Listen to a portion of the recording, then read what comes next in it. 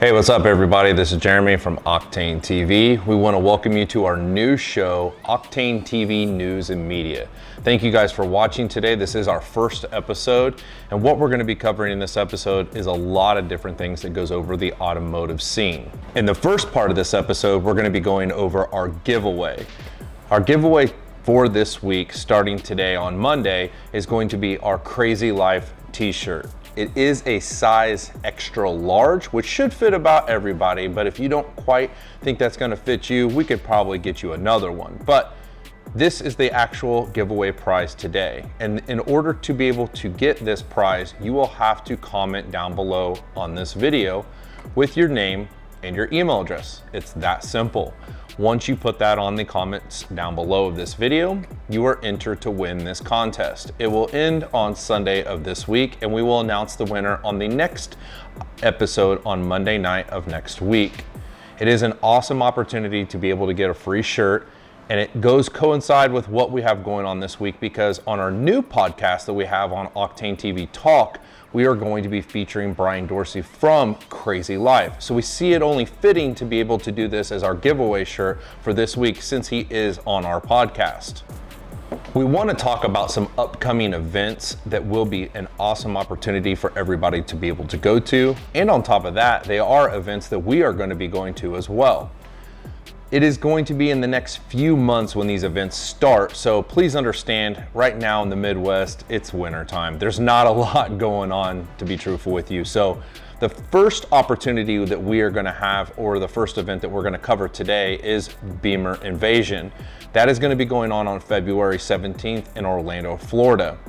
Also, at the same exact time, they're gonna be having Euro Drag Wars at the exact same city, Orlando, Florida. And it's gonna be going on the exact same night on February 17th. What's really cool about this is Euro Drag Wars is gonna be going on from 8 p.m. till the end of the night, and actual Beamer Invasion is gonna be going on during the day up till that event, which is pretty awesome that both of these events can go on at the exact same time. Euro Drag Wars will be going into Sunday, which is Beamer Invasion is a one-day event. We will put more information in the comments down below and in the actual description of this video to let you guys know when we find out more information on this. But please stay tuned for that. It is going to be on February 17th in Orlando, Florida. The next event that we want to talk about is an event that has been going on for a very long time. The only difference this year is we are going to be switching what city we go to. Typically we go to Houston for TX2K. This year they're going to be featuring this event in Dallas, or a little south of Dallas. So it's going to be a little bit different this year because it's not going to be in the same city. I'm hoping that it can still be the same great event that it always has been, with the great nightlife. The whole reason I go to this event is what goes on at night, because last year, we'll show you some previews and some videos of that in later videos that we have coming up. But this event was one of the best nightlife events we've ever been to. Every night we would go to 2 or 3 different events going on at night, and they were very well organized and put together. That's why TX2K, to me, is one of the best events of the year, because of what goes on during the track and what goes on at night. That is one of the reasons why we really, really like this event, and it appeals to a lot of different people, especially people that like cars and racing.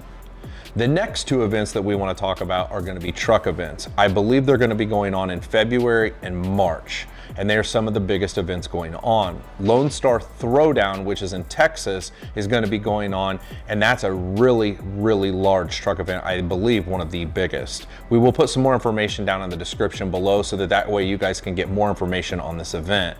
The next event is Orange Beach Invasion, which is another huge truck event. We have not got a chance to go to either of these, but we are hoping to change that this year to be able to go to some of these larger truck events. We will put more information in the description below on both of these truck events, and we hope you guys can make it to those. Another great event that we just found out about is Beachfront Motorfest, which will be going on July 13th. We just found this out from the Street Kings on their page, and them actually messaging us to let us know more information about this event. We will put a lot of information down in the description below and clickable links to where you can purchase your tickets. It looks like it's going to be an awesome show in Ohio, and it's on the water, which makes it even better. So that's really cool. This is a first annual event, I believe, so I'm hoping to be able to make it to this event so we can give you guys some event coverage from this and let you guys know what we think about this event. There are also going to be a tremendous amount of events coming from IHR. We just found out their schedule a few days ago. They are going to be releasing 4 rallies and 2 block parties. We will put some more information down in the description below so you can get that information and click on the links to go to those pages. When they release more pictures and more flyers, we'll be sharing those as well so that way you guys can get preparation to get off work to be able to go to some of those events. Rallies are always a great time no matter what. If there's any other events that you would like to be featured on this channel or that you would like us to talk about, please shoot us an email at octanetvinfo@gmail.com or gladly put a comment down below in the comment section, and we'll be more than glad to cover that event and post it up on this channel.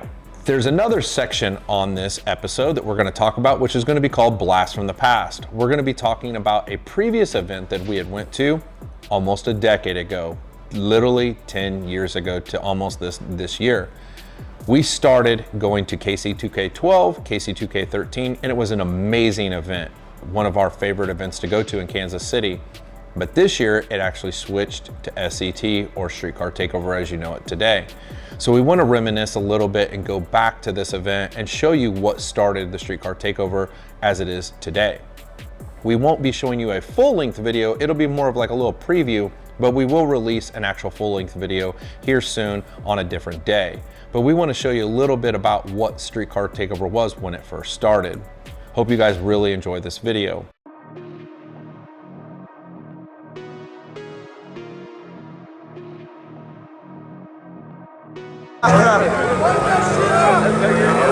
Beamer burnout.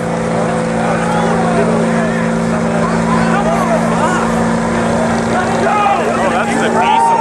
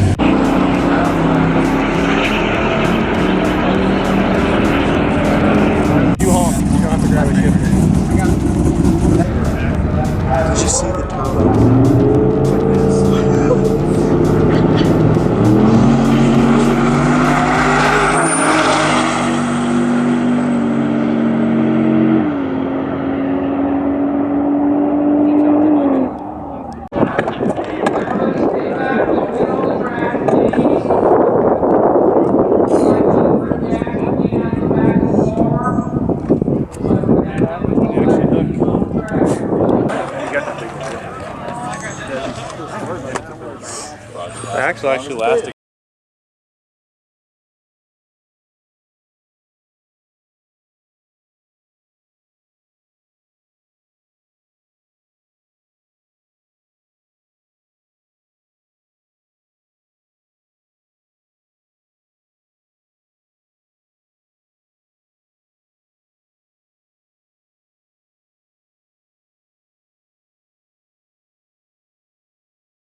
we want to tell you a little bit about what we're going to be doing on Octane TV News and Media. Our main goal is to be able to tell you about what is going on YouTube and other YouTubers' lives. We want to keep you updated every week. So whatever is going on, we want to keep you updated as much as possible. We want to keep you updated on YouTubers and YouTubers' lives. We want to keep you updated on what events are coming out and past events that we've went to, and we want to show you footage of that. The biggest reason why we want to do this is we want to spread factual information. We want to try to help everybody that is in the automotive scene. There's a lot of misinformation and drama and things like that going on, but we want to keep it as factual as possible. If there's anything that you would like to tell us to put on this show, you're more than welcome to comment down below and let us know. But we want to try to keep it as positive as possible as well. The biggest thing is when I get on the regular news on our normal channels, a lot of it is negative. It's a lot of murders and what's going on in our city, which is not good. So we want to try to keep this as peaceful and as positive as possible. We also want to spread the most amount of positivity that we can, because a lot of negativity is going on in the automotive industry right now, especially when it comes to racing. There's just a lot of tension and people getting upset. So we want to try to help relieve some of that.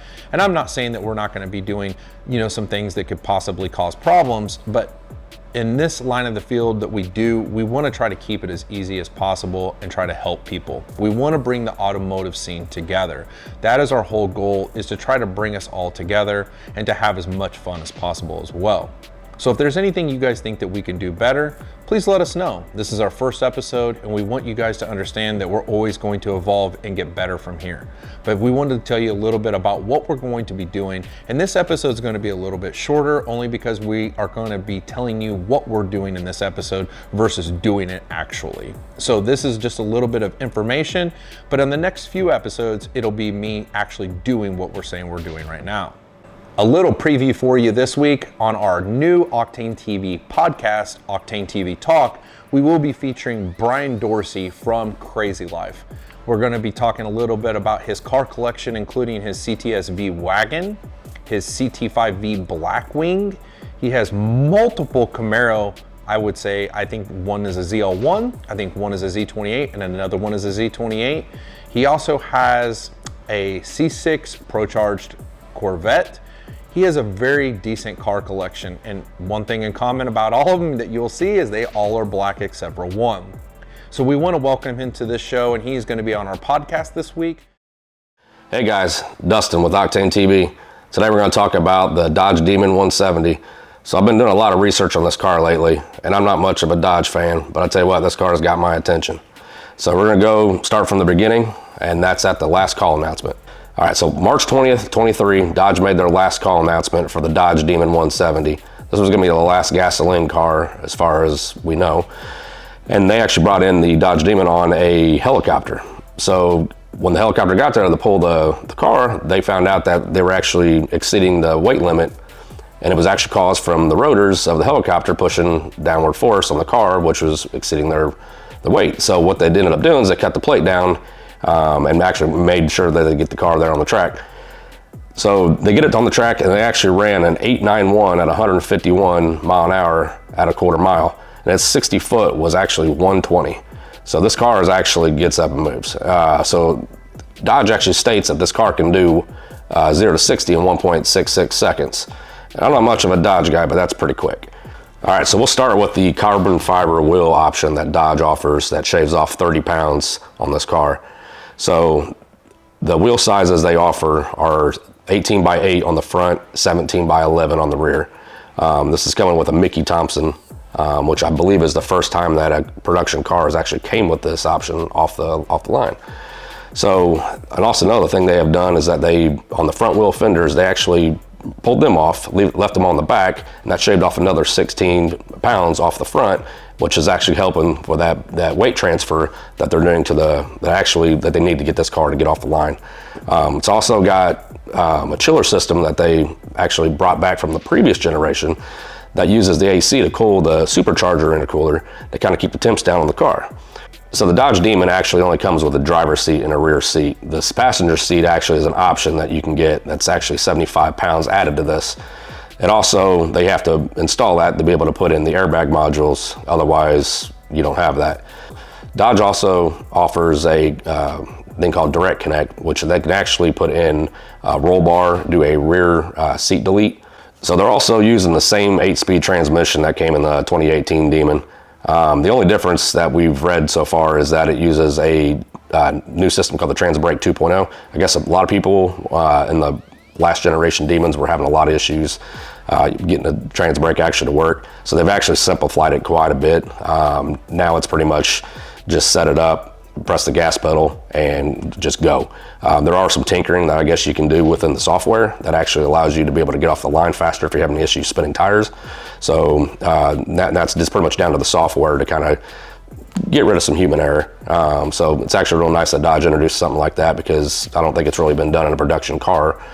So now they got, the software also does some other things too, where you can adjust the torque accordingly for every 1/10 of a second that you drive up into, I believe it's 60-foot pull. So you're gonna be able to really shave off torque when it comes down to if you're spinning tires coming in out of first into second gear. So you can use the software to change the torque every 1/10 of a second. And I believe that's all the way up to 1.66 seconds, which is gonna get you your 60-foot pull. So basically you're gonna be able to adjust the torque accordingly to be able to kind of eliminate tire spin for the, because let's be honest, a 1,025 horsepower car is gonna be really easy to spin the tires.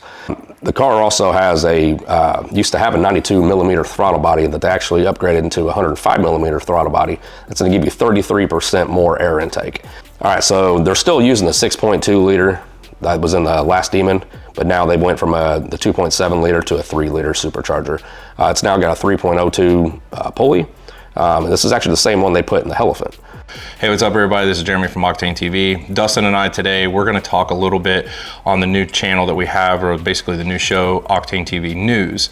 So we're gonna talk a little bit about what he's talked about a little bit in this earlier part of this episode about the new Demon 170. The reason why we wanna go over this is because we've been watching a ton of videos on YouTube, and this is like the hottest topic this week as of like the new year basically.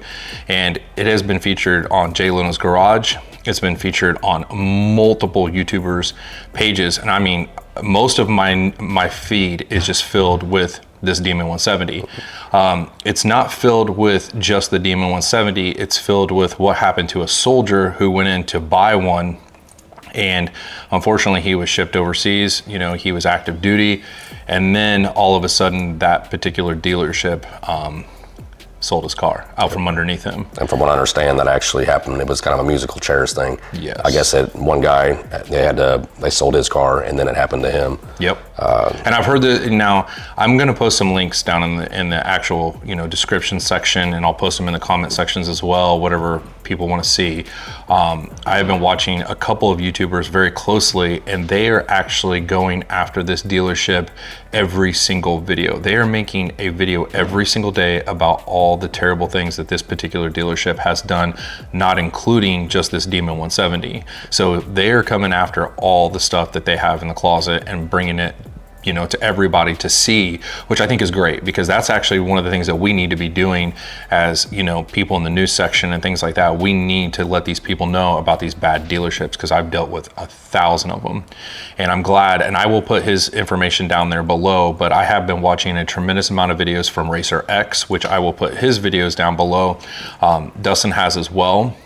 We've also watched the video from Jay Leno's Garage, which I'll put a link to that down below as well. But a lot of my information and his information that we both have found has been mostly on Racer X and Jay Leno's Garage. Butter the Great also is, he's got some pretty good information. I think I'm saying his name right, but some good information. We'll put his link down below as well. Yep. Racer X was the first person I seen to put one on a dyno, and it read correctly for what they could get. They were having problems with it basically being in the correct gear for being on the dyno. It wasn't producing the power correctly because it would fall off, because the gear would run out and then it would hit 160, 170, and then for some weird reason it would fall off. It would just stop. So the highest reading that they could get, I believe, was in 5th gear. Don't quote me on that. It was either 4th or 5th gear. The highest they could get was around 900 wheel corrected, and it was around almost 900 foot-pounds of torque, which is pretty incredible for a car that comes stock. Like, that's That's pretty amazing. This thing's pulling wheelies. Yeah, I mean, and then he takes it out to the track. So that was the next video that we watched. And the next video, he takes it out to the track. We'll show some clips of that. I'll give Racer X, you know, his credit for, you know, what he did. But he took it up against drag times and his Tesla Plaid, and they wanted to race these cars. And, you know, Racer X brought his vehicle out, and the first 2 passes that he did in his car were probably his best. Yeah, his time was actually his first time, I believe, was what the Tesla ran. Was the Tesla ran, yes. And unfortunately, those were his test passes. Well, not technically test passes, but his test passes without the Plaid. So when he goes against the Plaid, he could not get it to launch correctly. In fact, it almost like bunny hopped a couple times, did some crazy stuff, and then the video was really awesome. We'll put a link to that down below. That will tell you a lot of information about him racing it. But then, unfortunately, drag times had to leave, and as soon as he left, they went out there, re-prepped the track, and then the car ran great times. Yeah, and he said that mostly was the reason why he was getting his terrible times, is because they said they had a lot of cars out there that were running street tires. Yep. So a lot of that prep was getting pulled up, because his first 2 pulls were really, really good. Yes. This car was literally, all 4 wheels were hopping off the ground. Yes. How hard this thing is pulling. And if you guys have seen any videos, this car literally, I mean, the butt end of this car is on the ground. So when obviously the back end starts slipping, it hops. We will show some videos on here. I'll give him credit, but I'll show you some videos of when he launches.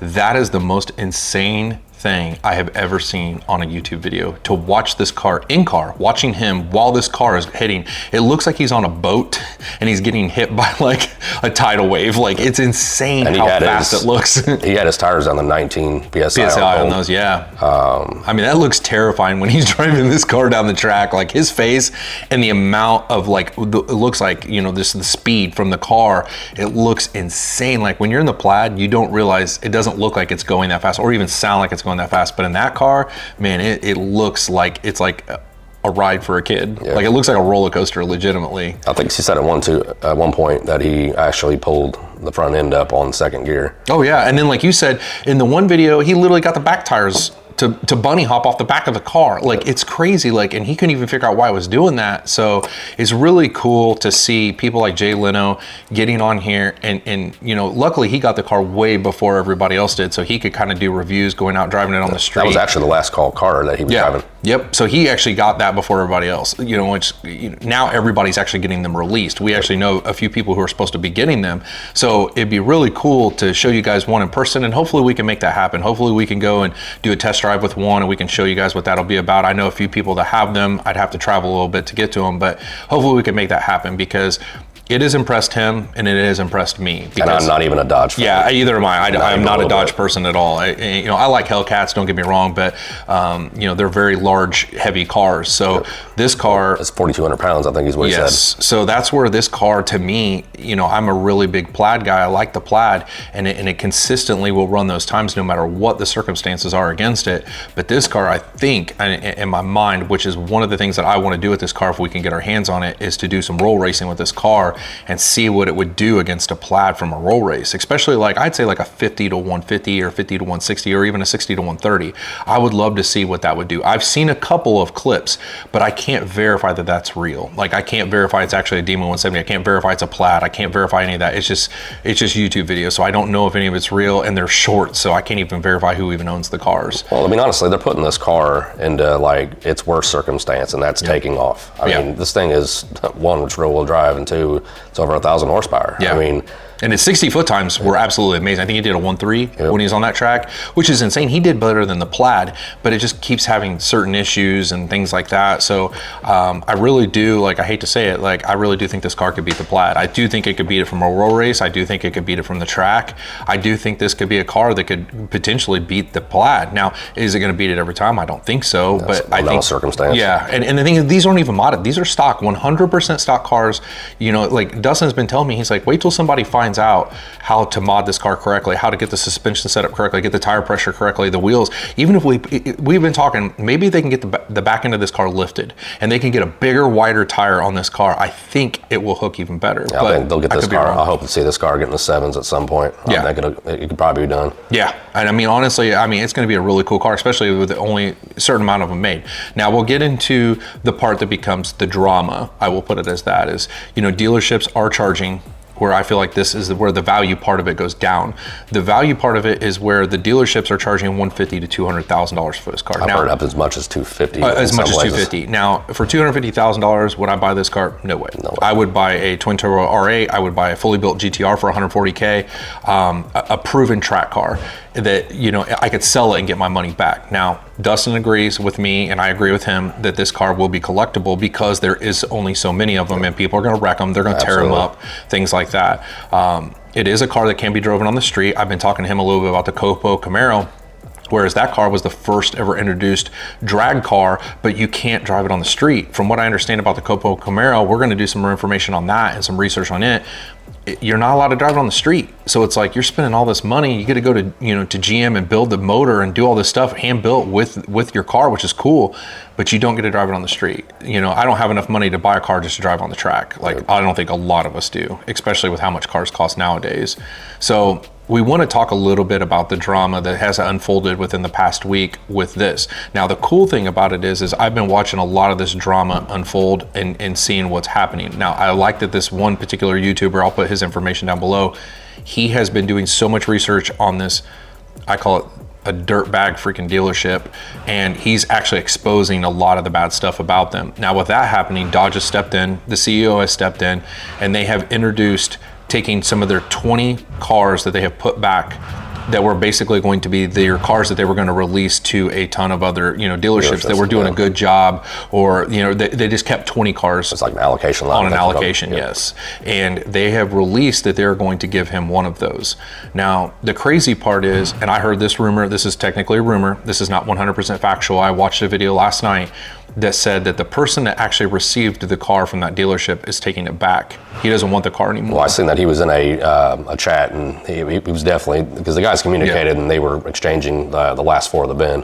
Found out it definitely was him, but after more research, that's when they found out that that happened to somebody else as well. It was just like I said earlier, it was a musical chairs. And I bet he doesn't want that car anymore. I wouldn't want the car either. Yeah, bad publicity, everything. Yeah, that's just bad for anybody. I mean, it's kind of like Christine, you know, you don't want that car. So from what I understand, he's taking the car back. Now, a lot of people, this is the biggest controversy that's kind of going on right now is, you know, a lot of people are like, would that soldier still want that car, or the one that they were going to give him out of allocation? To me, I wouldn't want that car anymore because, I mean, somebody else has already owned it. It's technically used. I mean, it is. And his name was actually, what's really crazy about that is, I guess their name is actually on the window sticker. So for them, they're going to redo that on the new one, right? But for them to even sell that car, I mean, granted, I heard that they made $30,000 more on that sale. I heard it was in between 30 and 50K. And it was, what they made. And I think over between the two cars, I think it was somewhere around 100 or maybe even over. It's just a shame that, you know, especially they knew this guy was a veteran. His wife was actually, they said that, but they were waiting for the holidays, and she was actually going to be over there, you know, less than or at a week to pick up this car, and they couldn't hold it. And the craziest part is, you know, the Dodge CEO stepped in, and the one bit of information I did find out that was factual was they told him that they will give him one of the allocations for that car. And they said they don't care what color it is, they will respray the car. Which I think it was green, wasn't it? I'm not sure exactly on what color he chose or what they gave him, but they said if you want it painted any color, that we will paint whatever color you want, which is really cool. Yeah, and they offer 14 different colors, but I think the picture that I seen was, it had the yellow tape on the splitter. Now, it was green. Me as a person, you know, I've owned a business for an extreme amount of time. I've ate a lot of money, and I'll say I've ate a lot of money in 23 years. And the one thing that I did find that was pretty awesome is that they are going to give Jay Leno the car. Jay Leno is going to personally deliver the car to him when he gets back, which I think is really cool, him and his wife. But they're only going to charge him MSRP. There will be no overages, or any of that. Now, in my opinion, this is just my opinion, I probably would, if I was a company like Dodge, just give it to him. And I would give him this car. And in my opinion, you know, if you watch the Stanley Cup thing and you see the Stanley Cup sitting in a car that just burned to the ground and the cup was still sitting there, and they offered to, you know, pay her for a car, they have made $7 billion. So it's like, let's look at the numbers here. You know, what do you think you're going to get publicity? You can't pay $100,000 for the amount of publicity that you've gotten. I mean, a measly 80 to 100K for a car, and you could sit here and probably get publicity that would help you for the rest of your, for the rest of the decade, in my opinion. But that's just my opinion. Now, I am glad that they are going to sell him the car. They're not going to charge him any overages or over MSRP. For God's sakes, they should never do that. Nobody should ever do that. Well, I think he paid 124. I think is I'm what it not was. even sure, to be Which honest. honestly, I mean, said anything. That's kind of one of the lower prices I've seen people paying for this. Yep. So, I mean, in my opinion, this guy's been through a lot. We do a lot. I've seen countless YouTubers, countless people. I know of one. I mean, I was just watching a show on Motor Trend the other night where a soldier came in, and it's a show that I watch on Motor Trend all the time. And he came in and he didn't have the money to build the car, and he bought the car sight unseen. We've all done it. We've all been on eBay. We've all bought these cars without going and looking at them. And this soldier just happened to buy this car, and he took it in, and the guys looked at it and they're like, I'm not gonna, I'm not here to talk trash, but your budget can't even come close to what this car is going to cost to fix. And the guy, I mean, he shut down. I mean, he literally was like, I don't know what I'm gonna do. I got screwed, I got scammed. He did, because they hid a lot of the stuff from him. So they decided, every employee at that business and the owner came in on their weekends, because the owner was a retired veteran. They came in on the weekends and they built this guy's car for him and gave it to him, which I felt was really, really amazing. That brought back a lot of hope for me, especially for 2024. There's just not a lot of good stuff that you see anymore. You just see all the bad stuff. So, I mean, drama sells on YouTube, and you just don't get to see a lot of these good stories that you do get to see on. And that was probably one of my favorite shows on Motor Trend because of that particular reason. So, but we want to tell you guys about this today because we find this very interesting, and both of us for the past 2 days have been nonstop just watching all these videos about this particular car and about this particular situation. It's kind of like a 2-for-1. We did want to talk about the Demon 170, and then this whole situation arose, and the Demon 170 is one of the hottest cars out right now. I mean, there's really not another car that's really taken its place right now. So if there's a car that you guys would want to see us do a complete feature on or talk about, shoot a comment down below. Let us know. There's a lot of cars that we have a list of that we want to do this with, but we would love to hear your guys' feedback on what you guys want to see. Dustin over here, he loves doing research on cars, especially cars even he hates. Even the ones I don't like. Especially the ones he hates. So I mean, it's not a hate thing. It's the thing is though, is that I've never been much of a Dodge guy. I've owned 2 Dodges. I'm not anti-Dodge, just everybody has them. I feel like the Dodge has taken over what the Fords were. It's just, and their reputation right now is not the greatest. No. I mean, unfortunately, it's not. But after reading some of the specs, I mean, this car it's awesome, man. Yeah. The only downfall I think to it is whether you like Tesla or not. I mean, the Tesla does it, and it does it better, and it does it comfortably. Yeah. It's got 4 doors. With no issues. No, every time. I mean, but that's if this car was all-wheel drive, it probably wouldn't have no problems either. Now, we are going to give you a little bit of a teaser. Me and Dustin, within the next 2 weeks, we're going to do a tremendous amount of research on Tesla, because I've been hearing a lot, and I mean a lot of rumors about a quad motor. I've been hearing rumors about a tri-motor Tesla Model 3. I want to see if this is legit. Yeah. Now, it's hard to verify this information because they're very secretive, but we want to release some of that information to you guys because we both like Tesla. A lot of people know that I love Tesla, and coming I love from somebody that hated it. Yeah, exactly. And the thing is like, I was not a fan of the Demon 170. I'm not gonna lie to anybody. When the Demon 170 came out, I'm like, oh, it's a glorified Hellcat. Who cares? No one's gonna give a crap about this car. Yeah, we'll get it. And honestly, like, it's a hot commodity. Now, the one thing I will tell you that is my biggest fear about this car, the biggest thing the number one reason I would not buy this car is because I would be so terrified to drive this car and it gets stolen because of all these Hellcats that are getting stolen. Now, I could take care of that myself because I know how to do that. But for a person like me that doesn't do what I do for a living, the first thing that would go through my mind is immediately this car is going to get stolen. It's because garage kept though. I mean, anybody would have to. Yeah. You wouldn't be. I mean, like everybody I know that drives a Hellcat right now, a Hellcat, they won't even take their car out. They're like, I don't even leave my car at the mall. I don't leave my car at the grocery store because I'm afraid it's going to get snatched. And Indianapolis isn't that bad, and these people live in the outer suburbs of it. But the guys I know from Detroit that have Hellcats, they won't even leave their Hellcats outside. They have to be in a garage or inside of a dealership. They can't even put them out on the parking lot because they'll get stolen. And that's the only thing that kind of terrifies me about this car. That's my only one thing that I feel is a negative about this car is they need to kind of feel of a way of a kill switch on this particular car or a tracking system or something, because with this being a collector's car, if someone stole it, A, or they're gonna scrap it immediately. They're gonna rip the thing apart because you can't sell it. Or B, would you want a car that was stolen back to you? Like, I wouldn't want a car that somebody set in with their sweaty, nasty back and disgusting ass. Well, actually, I mean, in some cases, actually my buddy actually had his truck stolen. I think it was gone it was either weeks or months. By the time he got it back, now he still drives this vehicle today, and it's been years. The person that drove it, stole it, got caught. And he never got anything back for this. Like, his car is still to this day destroyed. Jesus. And this is an $80,000 truck. That's insane, man. It's a shame. And like the OnStar stuff doesn't work. He's kind of just dealt with it. I mean, it was a beautiful truck, still is, but it's a shame, It is a shame, and that's the sad part. That's the only thing I feel like is a quirk about this car.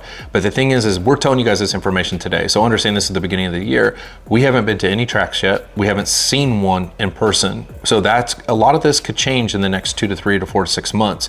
I think, just like Dustin thinks, I think the records are going to start breaking on this car. Absolutely. This car is going to go out and start breaking records, and then things are going to change even more. Because you got to think this. I mean, these people are just now getting their hands on them, taking them out to the track for the first time, and they're running consecutive. And it's 394. Yep.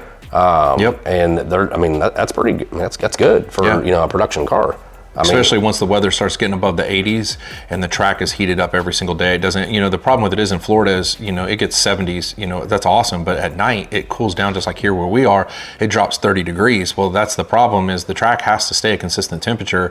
So I feel like once it gets to 80 and it stays in the 70s and 80s, I mean, guys are going to start doing really, really awesome, man. And it still has that's some of the stuff I was looking up too, is that it still has the AC cooler that is on the supercharger, and how it somehow uses the AC itself to cool the intercooler to kind of keep that supercharger cooler. Which is so cool, because like when we were watching the Jay Leno video, the thing that stood out to me the most when I watched this, and there's so much stuff that I did not know about this. The only thing I knew was just watching videos and other YouTubers and us looking up information on Dodge's website. But the coolest thing to me was when I watched the CEO look at the front of that car and talk about the rotational mass on these wheels and say that they put all the weight on the hub. They build it all around the center part of the hub, and then all the rest of the wheel is carbon fiber to just make that little bit of a difference, and then remove the front flares to drop 16 pounds. I mean, he knows and I know this car was designed to be a race car.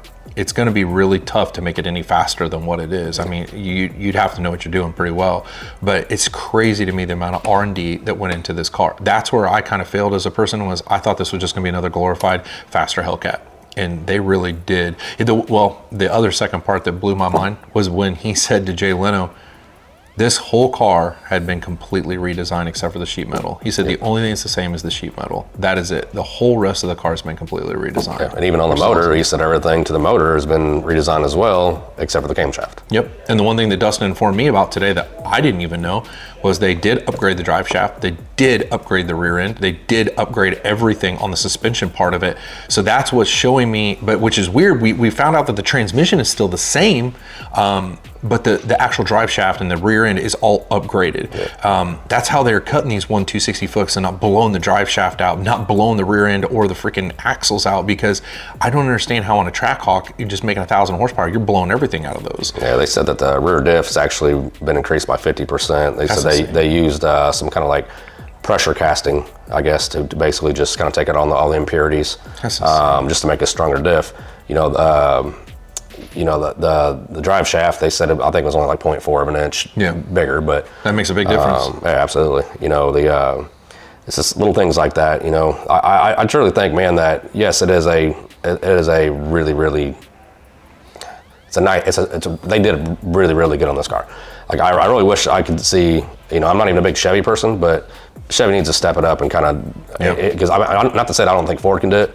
It's just I know Chevy could do it, and somebody else needs to kind of give them a competition. Well, that's the thing I feel like Chevy's kind of missing out on, is Chevy is not going up against anything when Dodge is going up against all these high performance vehicles. They're bringing out all these different high performance vehicles, and Chevy's over here like, here's a Corvette C8, you know, oh, we're coming out with the Z06, you know, and it's like, that's great, but where's the ZR1? Where's the Stingray? Where's, you know, the E-Ray? Where's all these cars that could go up against these? Because I mean, right now, Dodge, I will say, they lead the pack when it comes to the Hellcats and, you know, the Trackhawks and the, you know, the Hellcat Durangos and the TRXs. Like, they're kicking the crap out of everybody else with this, but they're not doing very good in any other areas. But I mean, Dodge is kind of screwing in the pooch on everything else. But maybe they look at that as like the redheaded stepchild. Maybe they look at it as, hey, we're the fastest, but we're not making the most amount of money. Maybe it's not profitable to be in that situation. So maybe that's why they're not doing it. I don't know, but we're going to do some more research on that, definitely, and you know, bring that. We are going to do some research on the Copo Camaro, so we'll talk a little bit about that.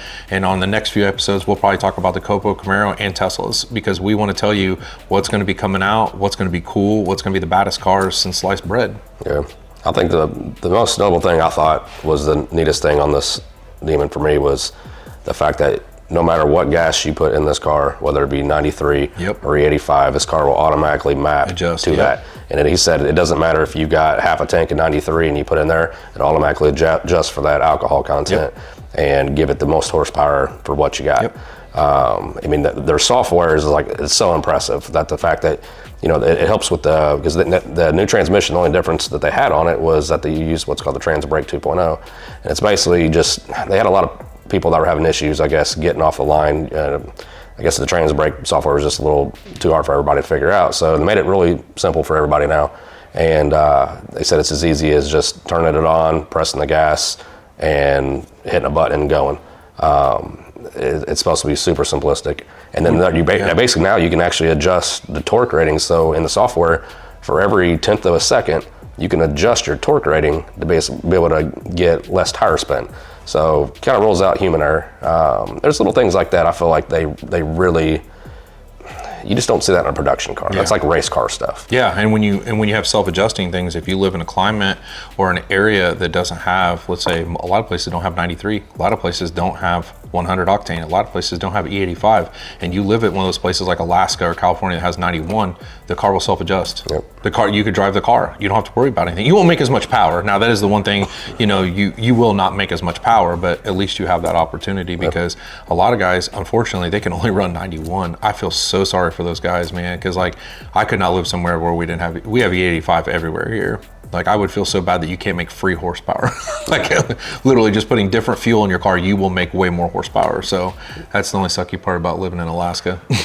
So for people that, I didn't know this, and I'm sure probably a lot of people don't, but I had no idea what the Demon 170 meant. So after doing some research, I guess the 70 has to do, or the 170, the yellow eye on the Demon itself signifies the E85.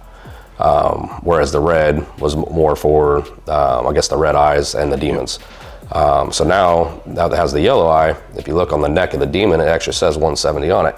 The 170 stands for 170 proof, and that's the alcohol content of E85. Isn't that crazy? I would have never known that. I thought it was just something like that was kind of reflecting off the old Demons. Had nothing to do with it. It all has to do with E85. A lot of people talk about the alcohol content, like Jay Leno was, the CEO. I'm more of an octane person. I'm more about the octane rating than the alcohol rating, so it's weird how different people look at it differently. Well, I mean, that's how they got the increased boost. So I guess this car was like 47% more cylinder power. Yeah, it was 47% more pressure on the cylinder, I think is what it was. This thing is pushing out in silly power. And it was actually getting to the point where they were blowing the motors up. They said they were taking these things to dynos and they were just grenading like one after another. And they actually had to put like studded heads on these things. To be able to keep up with it. And it's just like little things like that, man. Like, the fact that they had, I mean, because I think the old Demon was like in the 900, wasn't it? And, you know, just going that little bit of a distance, they just completely revamped it all, man. And, I mean, this is a bad race car, man. I mean, once they figure out how to make more power out of it, too, that's what's scary. Well, I think, honestly, the whole reason they did this is I think once they broke that, you know, when the NHRA, when they actually went over there and broke that record and then they felt what that was like to get banned, they had to do it again, you know, and then they knew what they had to do to break it, and they met that. And that's the one thing that I did watch on the Jay Leno episode that was extremely cool that I was telling Dustin is the CEO was on there and he's like, you know, when we brought out the original Demon and we were told that we were banned, because we broke the 10-second, we basically ran into the 9s. Yep. And he's like, we were banned because we had a car without a roll cage in it and we went underneath the 10-second quarter mile. They banned them, and they were so excited about that. And then they had to make a new rule where you basically now on the newer cars, if you run an 8-second or under, now you have to have an actual roll cage in the vehicle if you break under that 9-second index. Well, they wanted to beat that, so they went out there and ran an 8-9, and thought that was the greatest thing again that they beat and got banned again.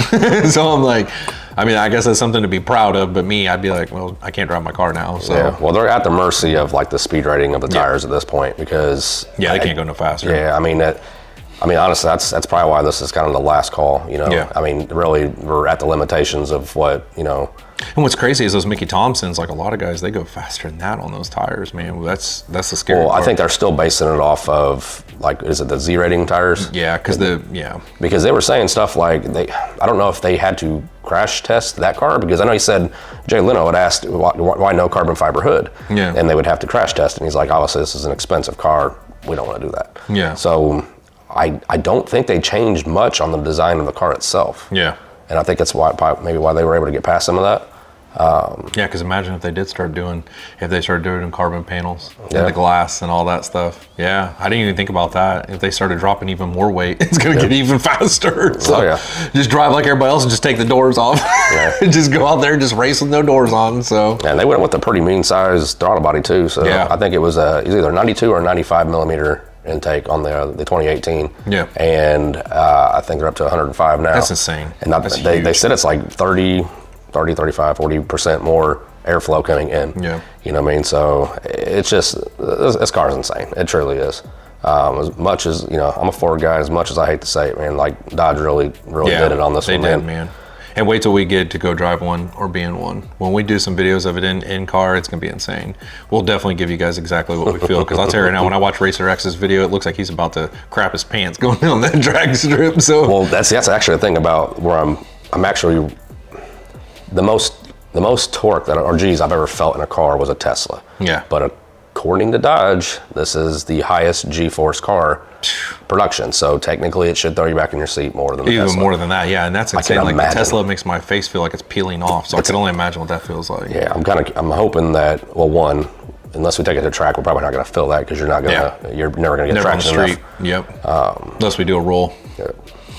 So, yeah, man. Like I said, I'm super excited to see what Well, stay tuned, guys, because we are going to go get one. Like, not buy one, but we are going to go get in one. One way or another, we will go ride in one. We will go drive one. I don't care if I have to get on a rental app and rent one. It costs me a fortune. I will go get one. So no matter what, we're going to bring you another video of this, and we'll tell you exactly what we think. And hopefully this year we'll have a car. I'll have my car done. He'll have his car done. We'll have a car that'll hopefully compete with. I'll run those same kind of trap speeds in my car. I won't be able to run that in the 8s, nowhere near that with my car being rear-wheel drive, but we'll hopefully be able to run, neck and neck on a roll race or something like that with something like this. But we want to do some racing. So hopefully this year we'll be able to race our cars versus it and then bring that car out and race against it at the track. So we'll bring you some more footage, and definitely stay tuned for the next episodes because we're going to be doing a lot of different cars like this. So thank you guys for watching today. Take care.